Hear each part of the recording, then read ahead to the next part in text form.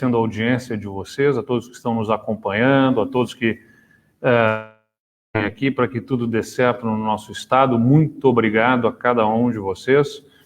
A gente tem no Rio Grande do Sul, nesse momento, 164.373 casos confirmados de coronavírus em 490 municípios do estado, ou seja, são 7 cidades no Rio Grande do Sul apenas que não tiveram nenhum caso de coronavírus registrado até o presente momento.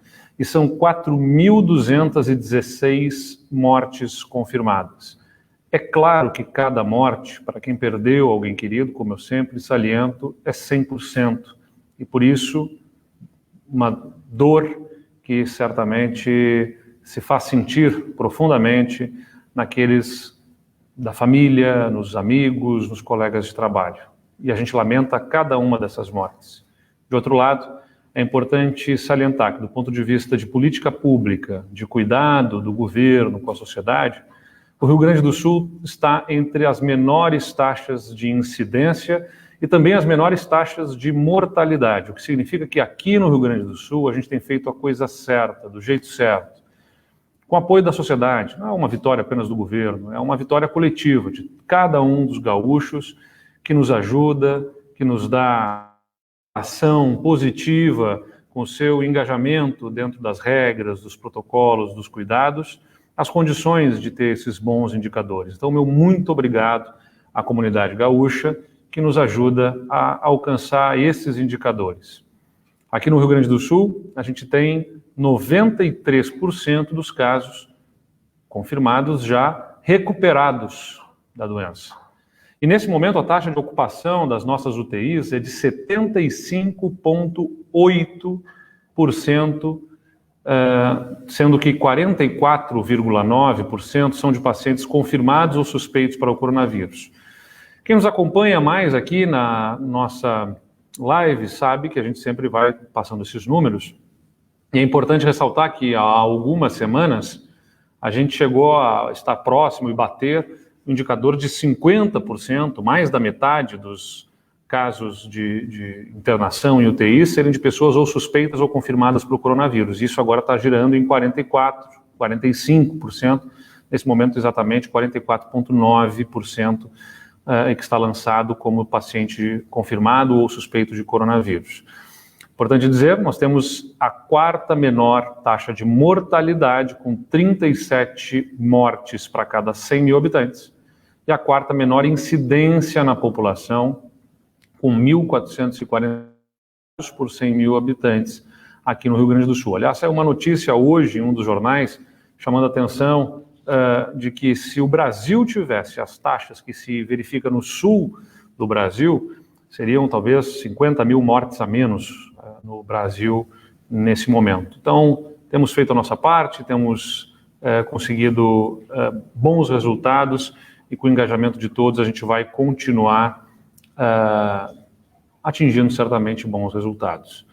Antes de falar sobre a Covid, nas ações que eu vou tratar aqui hoje, eu quero compartilhar com a população do Rio Grande do Sul uma notícia bastante importante que nós recebemos com muita alegria, embora não seja aqui relacionado ao Covid, eu compartilho com vocês. O projeto do Reforma RS, a reforma que a gente fez na Previdência e nas carreiras do serviço público, aprovadas no final do ano passado e no início desse ano aqui no Rio Grande do Sul, foi vencedora do Prêmio Excelência de Competitividade, Excelência em Competitividade 2020, organizado pelo Centro de Liderança Pública. Nessa 4ª edição, a premiação ela reconhece as iniciativas dos estados em 3 categorias. E o Rio Grande do Sul foi um dos 3 vencedores, ao lado do Maranhão e Alagoas, nas boas. A Reforma RS é a mais profunda reforma administrativa e previdenciária aprovada pelos entes federativos no atual momento do Brasil. E vai produzir uma economia de 18 bilhões de reais ao longo dos próximos 10 anos. O que reforça o nosso compromisso com o ajuste das contas, com a redução das despesas públicas, para que o Estado possa garantir aquilo que é mais importante para a população. Investimento em saúde, em segurança, em educação. A gente conseguiu reduzir despesas com a própria folha de pagamento e com a Previdência no primeiro semestre deste ano em mais de 500 milhões de reais.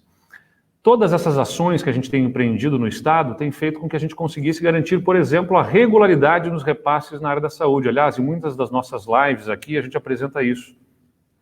O Rio Grande do Sul, quando nós assumimos, tinha os hospitais com 3 meses de atrasos nos repasses de obrigação do Estado. Alguns hospitais estavam atrasando salários e estavam adiando cirurgias. Imaginem vocês se nós estivéssemos agora, durante a pandemia, com essa realidade de um Estado que atrasa pagamento de hospitais.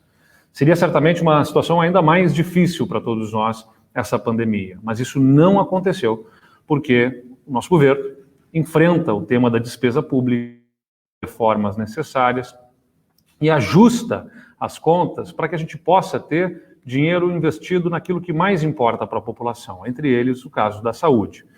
Então, o prêmio, ele enaltece a nossa busca por solidez fiscal e pelo equilíbrio da despesa e da receita, e nós queremos complementar esse ciclo de reformas com a reforma que está na Assembleia Legislativa da reforma tributária. A gente continua discutindo, debatendo, dialogando com setores, com entidades, com a Assembleia, evidentemente, com as bancadas, e tenho certeza vamos chegar a um ponto de convergência para que o Estado possa dar mais um passo em frente, né? E não se permita um passo em falso com a falta de arrecadação que comprometeria a prestação de serviços públicos para a população.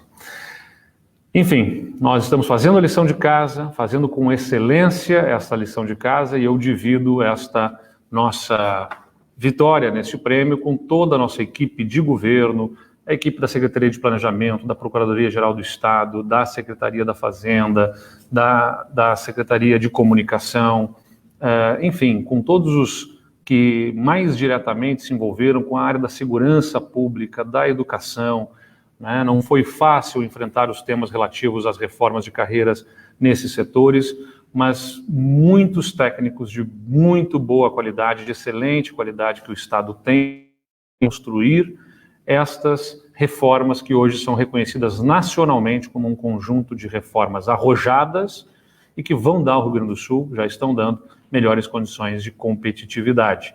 E também dividir esse prêmio com a própria Assembleia Legislativa, especialmente com aqueles deputados que nos ajudaram ao aprovar essas medidas a garantir estas reformas tão importantes. Então, o meu muito obrigado, meus parabéns a cada um daqueles que se engajou nesse processo.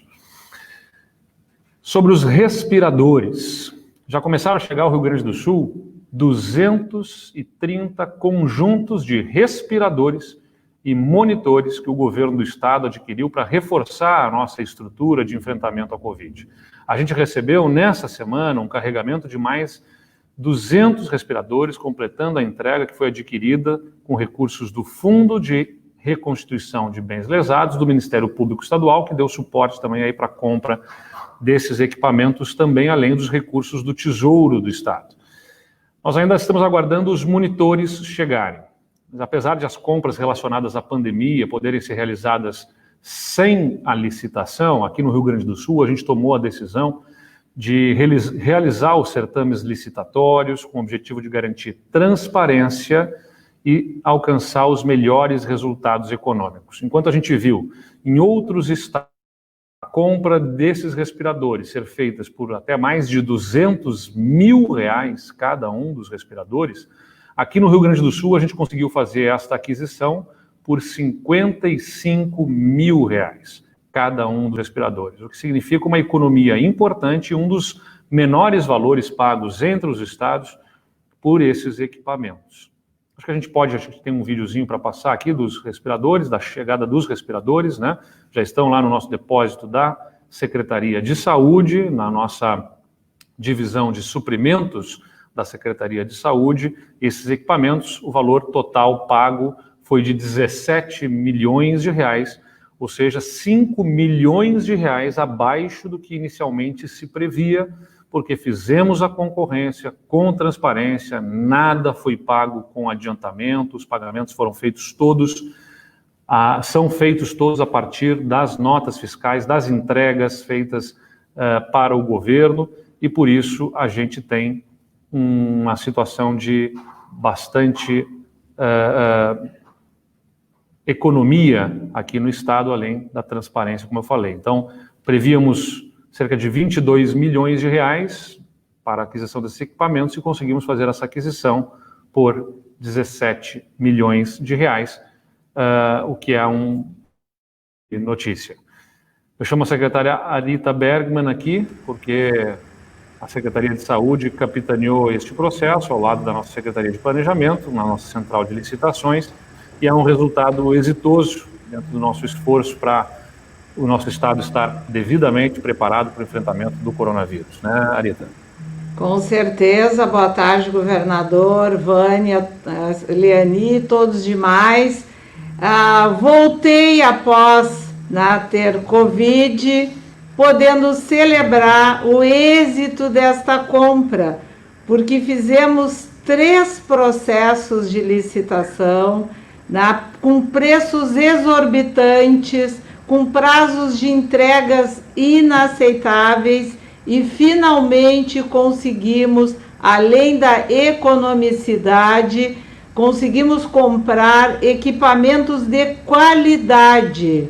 Isso é fundamental. Esses equipamentos,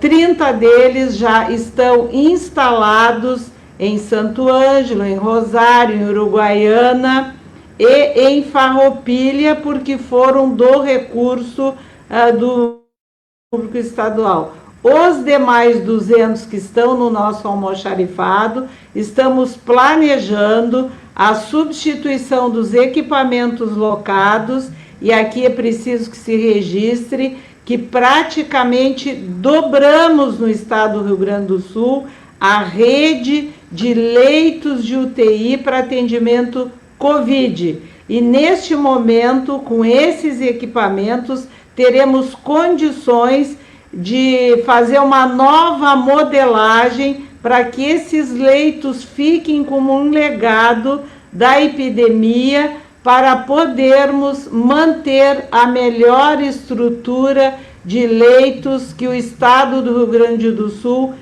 tem e terá para UTI geral. Então, senhor governador, eu tenho absoluta convicção, não pelos anos de gestão pública, que nós fizemos uma compra de um porte que nunca o Estado tinha conseguido operacionalizar. Até porque é tradição de muito tempo, o Estado vinha locando equipamentos. E, além de substituir estes locados para a Covid, nós também, no dia 15, que é uma notícia que eu gostaria de complementar, mais 100 respiradores do Ministério da Saúde, dos quais 70 são beira de leito e 30 são de transporte. Então, soma mais esses equipamentos. E quanto aos monitores, na notícia que temos de hoje, que estão embarcando, a indústria que produz e que ganhou o processo licitatório é de Minas Gerais, e devem estar chegando nos próximos dias os monitores para nós completarmos, então, esses leitos com os equipamentos necessários para que o Rio Grande do Sul, assim como já garantiu que nenhum paciente ficasse sem atendimento em UTI, na nossa média que o senhor acabou de falar, fica girando em torno de 75%, 76%, nós ainda deixaremos para o futuro do Rio Grande uma estrutura de leitos de UTI que eu tenho certeza que vai orgulhar a gestão estadual e a nossa população. Então, acho que é um motivo, inclusive, de emoção, poder estar voltando hoje para esta live com essa excelente notícia para o povo gaúcho. Arita, acho que é importante a gente salientar aqui que a gente adquiriu esses respiradores que estão chegando, mas já tinham sido colocados vários respiradores antes destes, com equipamentos que foram locados, equipamentos que foram destinados pelo Ministério da Saúde. Então, na verdade, nós já aumentamos em 99% os leitos de UTI do SUS, aqui no Rio Grande do Sul, e agora se somam esses respiradores. quantos respiradores já tinham sido colocados novos em operação antes destes 200? Número por alto aí? Eu tenho o número aqui. O Ministério da Saúde encaminhou para o Rio Grande do Sul, nem todos diretamente para o Estado, porque também para os municípios, isso, em gestão plena. 590 respiradores de UTI, né? 471 para o Estado, só que aqui está incluído os de transporte, que eu não tenho esse dado aberto, e para a esfera municipal, 382 respiradores, nós estamos falando de respiradores. O total do Ministério da Saúde é 553, só que tem que separar o que é beira de leito e o que é de transporte. Então, o Ministério fez, sim, também uma cooperação, foi onde conseguimos instalar esses 99% de novos leitos, incluindo aí os locados pelo Estado, que são 78 leitos completos, e mais 30 que o Ministério encaminhou para Canoas, para Osório e para Passo Fundo. Então, é um belo feito. Desculpe, mas eu tenho que dizer isso porque eu acho que o Estado do Rio Grande do Sul é uma referência na organização da rede assistencial, com a ajuda dos hospitais, evidentemente, das equipes, dos governos municipais. Perfeito. Obrigado, secretária Rita Bergman. A gente destaca, então, já aumentamos 99% o número de leitos de UTI do SUS no Rio Grande do Sul. Ninguém ficou desassistido e a gente está assistindo aí uma redução na demanda de internações em leitos de UTI. Aliás, de ontem para hoje, pela primeira vez, a gente ficou no nosso sistema aqui 700, a gente estava girando já há muitas semanas, sempre ao redor de 710 a 730 pacientes em UTI no estado, e a gente pela primeira vez aí está em 690 pacientes em UTI no estado confirmados para o Covid nesse momento. Nenhum ficou desassistido, a gente praticamente dobrou, o número de leitos de UTI do SUS no estado. E essas compras que foram feitas agora pelo governo do estado são equipamentos que vão ainda ampliar, em alguns casos, o atendimento, e em outros vão substituir equipamentos que foram locados, gerando também economia e ficando como um legado importante para a saúde do Rio Grande do Sul, que vai sair desta pandemia ainda com uma estrutura reforçada de unidades de terapia intensiva, equipamentos para atender a população.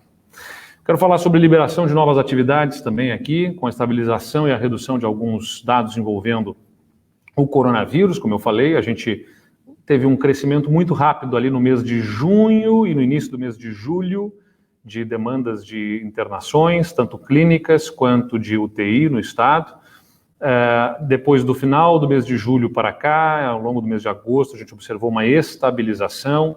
A gente tem visto nas últimas semanas uma redução na ocupação de leitos clínicos. A UTI, como eu falei, tem resistido um pouco mais nesse platô, mas tem tido uma redução aí em alguns dias para cá. Enfim, ainda se monitora isso, mas com essa estabilização e já redução em alguns casos, a gente veio anunciando o retorno de algumas atividades, sempre com cuidado, com protocolos, com restrições ainda, mas ao máximo permitindo que retornem atividades com segurança, sempre priorizando a saúde, mas também contemplando que a economia é fundamental para que as pessoas possam ter o seu sustento, melhorar a sua vida, cuidar da sua família.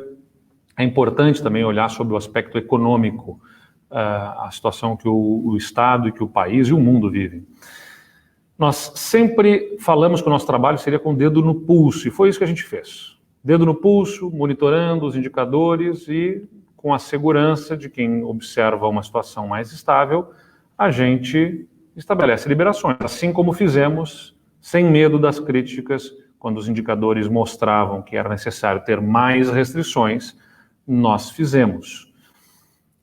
Sempre com muita disposição em ouvir, em ponderar, em decidir também, porque não adianta ouvir, ponderar e não tomar decisão. Nós tomamos decisões de acordo com o compromisso de conciliar a preservação da vida com a preservação da atividade econômica às pessoas no Rio Grande do Sul. Foi assim no comércio, no setor da alimentação, nas escolas e agora em mais 2 áreas, na área esportiva e na área dos eventos. Nessa semana, nós anunciamos a liberação de atividades esportivas envolvendo os serviços de educação física, de clubes sociais esportivos, de competições em municípios com bandeira laranja, desde que eles estejam em bandeira laranja pelo sistema do Estado, no modelo do distanciamento controlado, há pelo menos 2 semanas consecutivas, ou nos municípios que estejam em regiões de bandeira amarela, no modelo de distanciamento controlado.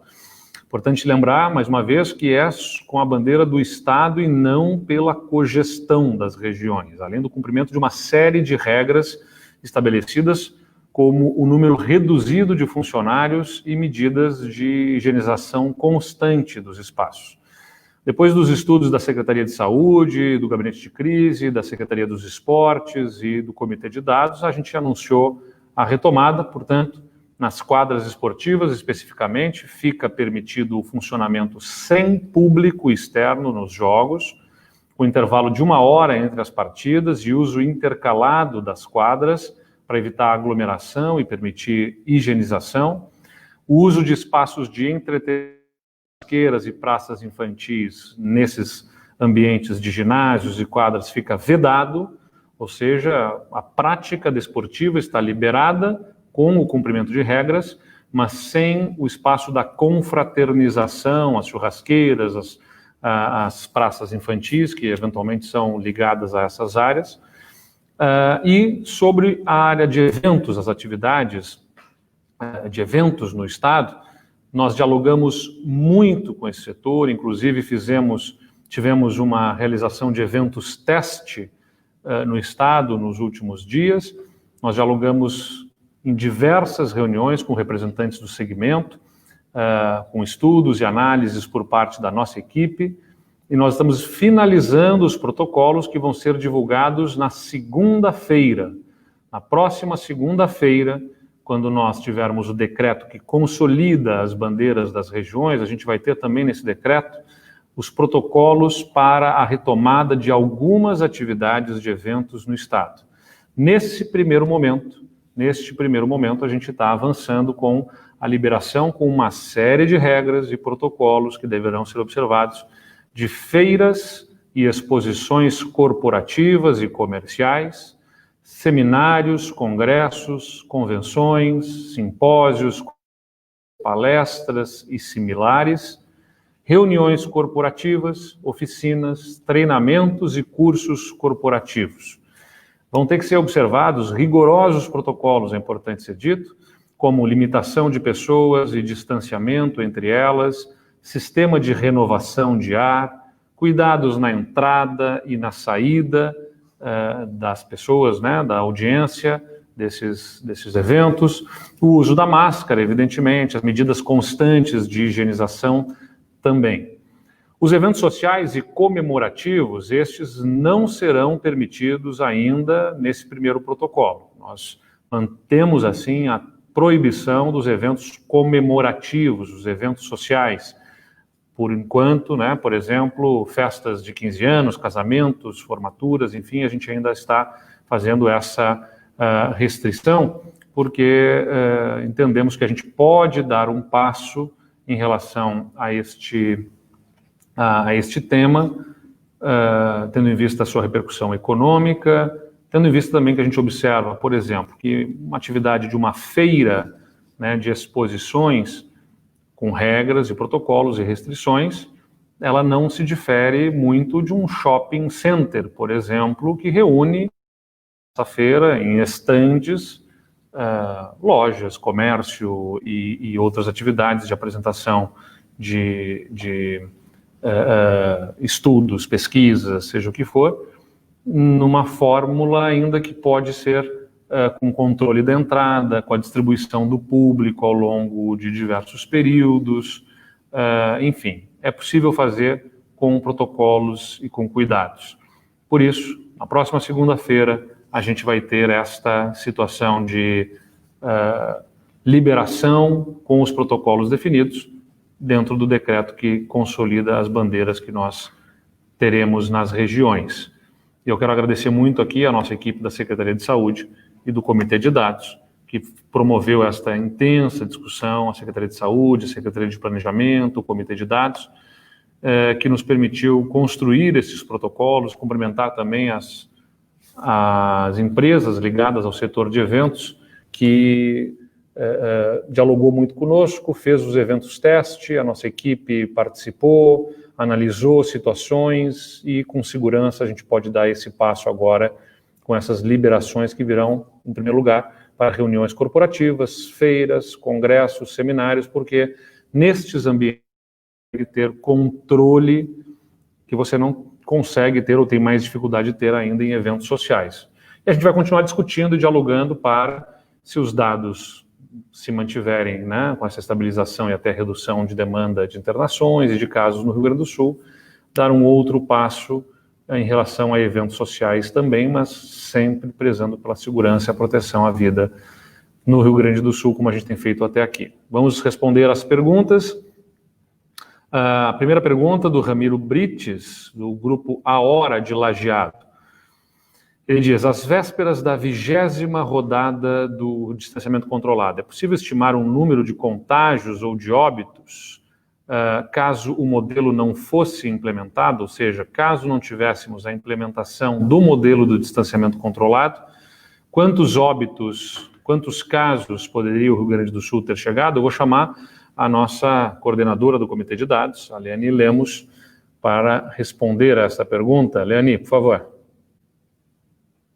Boa tarde, governador, Vânia, todos os ouvintes, assistentes, né? A gente está na internet, não é mais ouvintes. Respondendo ao Ramiro, a gente tem várias formas de medir isso, né? A gente tem um tipo de estimativa que utilizando um modelo epidemiológico, chama o modelo CEIR, que olhando a síndrome como um todo e olhando no longo prazo, que dá milhares de óbitos. Mas uma forma, talvez, da gente fazer esse tipo de comparação de uma maneira mais simples, e aí eu estou falando especificamente de óbito, porque o contágio depende muito de nível de testagem, né, e do tipo de teste que é utilizado. Então, eu acho que o óbito é a informação mais precisa que a gente tem. É a gente comparar com outros estados brasileiros. E, resumindo, se a gente olha, o estado do Rio Grande do Sul está aí entre o terceiro e o quarto com a menor taxa de mortalidade por 100 mil habitantes. Quando a gente ajusta isso para a população acima de 50 anos, que o estado do Rio Grande do Sul tem uma população acima de 50, 60 anos, maior do que os outros estados brasileiros e a maior população acima de 60 anos do país. Quando a gente ajusta, o estado do Rio Grande do Sul tem a segunda menor taxa de mortalidade por 100 mil, então ainda fica melhor nesse ranking. Então, se a gente puder dizer de uma maneira resumida, é que a gente poderia ter até 3 vezes o número de óbitos, ou até 4 vezes, quando a gente olha os dados fechados de agosto. Eu não sei se eu posso mostrar aqui uma lâmina, governador, posso?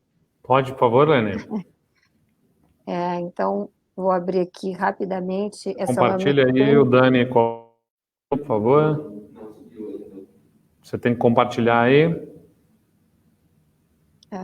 Agora que você prometeu a lâmina. Agora eu tenho que compartilhar a lâmina. Eu estou tentando aqui. Bom, vou colocar a gente e aí eu mudo aqui para a apresentação. Eu acho que todos estão chegando. Sim.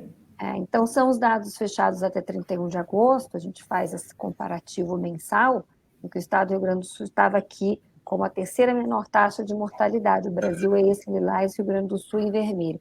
Quando a gente projeta em relação aos outros estados, e se o Rio Grande do Sul tivesse a mesma taxa de mortalidade que o Brasil, naquela data, a gente teria o dobro de óbitos, teria 6.600 óbitos. Ou se a gente comparasse com os estados que tiveram o pior desempenho, Roraima ou do Rio de Janeiro, nós teríamos 11 mil óbitos, ou seja, quase 4... Rio de Janeiro O Rio de Janeiro é o triplo do É o Rio Grande do triplo, Sul, né? Eu vejo um aqui. pouco mais do triplo, exatamente. Quando a gente pega esses dados aqui, o Rio Grande do Sul é zero, quer dizer, a taxa dele é a taxa dele, então a taxa é zero, e menos do que o Rio Grande do Sul a gente tinha naquele momento. Isso tem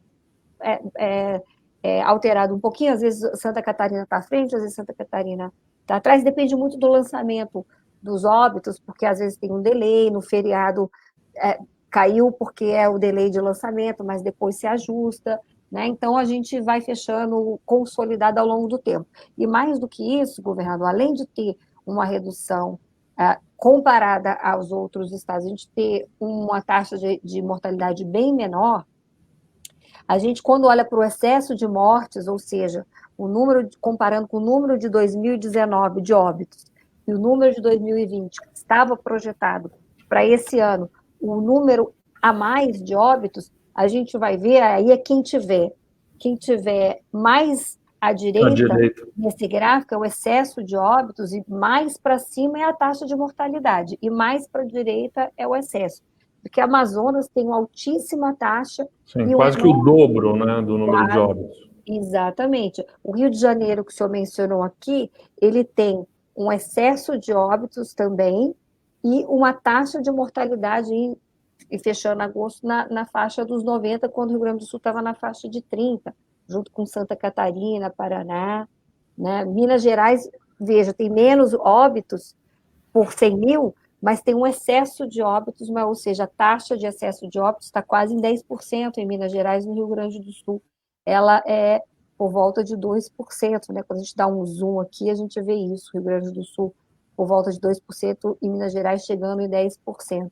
Então, era só para ilustrar, é uma longa resposta para a pergunta, mas dizer que a gente aí salvou muitas vidas com a gestão da pandemia. Muito obrigado, Leani. A próxima pergunta é do Israel Fritz, do SBT. Em Gramado morreram 7 idosos de uma mesma casa de repouso e outros 6 estão internados com Covid-19. O estudo da UFPEL aponta que cresceu o número de casos entre crianças e idosos. Como o governo avalia este caso e a constatação da EpiCovid? Na mesma linha, a Fernanda Farias, da RBS TV, quer saber como está o programa de testagem das ILPIs, as instituições de longa permanência de idosos, que era uma das prioridades do Testar RS, tanto dos moradores quanto dos profissionais. Então, vou chamar aqui a secretária Arita Bergman, para que ela possa atualizar o nosso pessoal sobre a situação do Testar RS e das ações que a gente tem ILPIs nas instituições de longa permanência de idosos. Por favor, Arita. Bom, em relação às ILPIs, a testagem é em massa em todas as ILPIs, sejam públicas ou privadas. Está em andamento, inclusive com uma parceria do Rotary Club, que tem também colocado equipes nas ILPIs para fazer o trabalho. Então, se mantém um controle em conjunto com as vigilâncias municipais de fazer não só a testagem, como o rastreamento de cada um dos moradores, isolando aqueles que deram positivo e também encaminhando para internações hospitalares aqueles pacientes que precisarem de uma internação. No caso específico de Gramado, esta clínica é uma clínica privada, né, e quero aqui fazer uma referência à vigilância do município de Gramado, que tem uma excelente equipe. A nossa 5ª coordenadoria está junto, monitorando, né, e neste momento todos os pacientes foram testados, pacientes com comorbidades, tem que se dizer, com pessoas com uma saúde muito frágil, né? E todos os trabalhadores também. Então, já está sob controle. Quanto à questão de crianças, nós, inclusive, na reunião do Conselho de Especialistas, segunda-feira, apresentamos a situação das internações clínicas em pediatria e das internações em UTIs. O que nós observamos?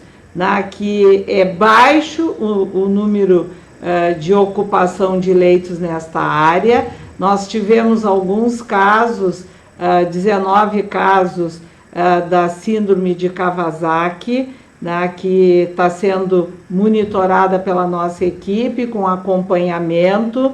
A nossa diretora do Centro Estadual de Vigilância, inclusive, está chamando a sociedade de pediatria, as entidades, para que a gente possa investigar e acompanhar mais de perto essas situações em específico, mas há no estado do Rio Grande do Sul disponibilidade de leitos tanto para clínicos, para tratamento em leitos que normalmente chama de enfermarias, como também leitos de UTI. Então, há um controle, não há demanda fora da normalidade, inclusive diminuída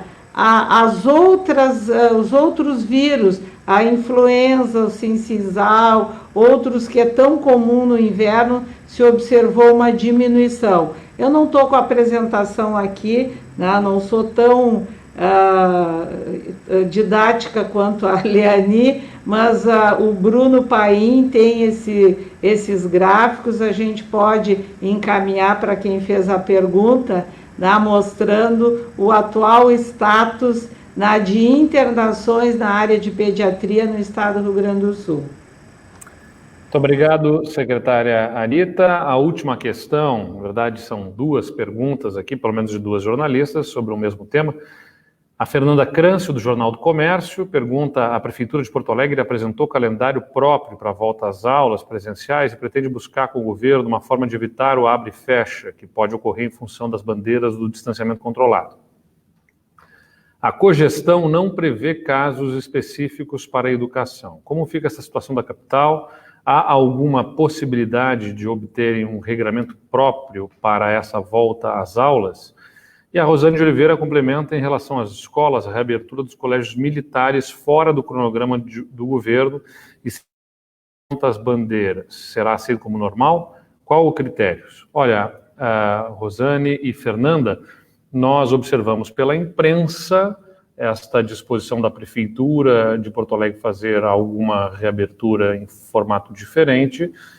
Hoje, na reunião do gabinete de crise, eu determinei que fosse expedido um ofício à Prefeitura de Porto Alegre, demandando informações para que nós possamos entender o que, de que forma, quando efetivamente que eles estão estruturando, pensando este retorno, em que formato, nós possamos identificar, enfim, quais são os níveis em que este retorno está colidente, ou que colide com o que nós estabelecemos como regra, lembrando que as nossas regras foram estabelecidas com muito diálogo com o Ministério Público, ouvindo conselhos, ouvindo a sociedade civil.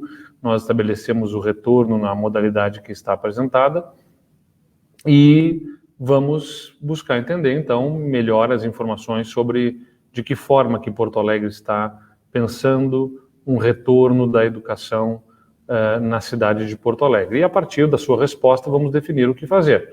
Se houver colisão com o que já estabelecemos como vamos buscar com a própria prefeitura de que isso seja revertido. Se não for, bom, vamos fazer um encaminhamento para judicialização que garanta a uniformidade de procedimentos no Estado em relação a este assunto. Mas apostamos aí numa solução negociada a partir de uma reunião com a Prefeitura de Porto Alegre e também envolvendo essa questão dos colégios militares para que a gente possa encaminhar o assunto. Eu agradeço a todos pela audiência. A gente volta na quinta-feira da semana que vem sobre este assunto em relação ao coronavírus no Rio Grande do Sul. Muito obrigado mais uma vez a todos e um grande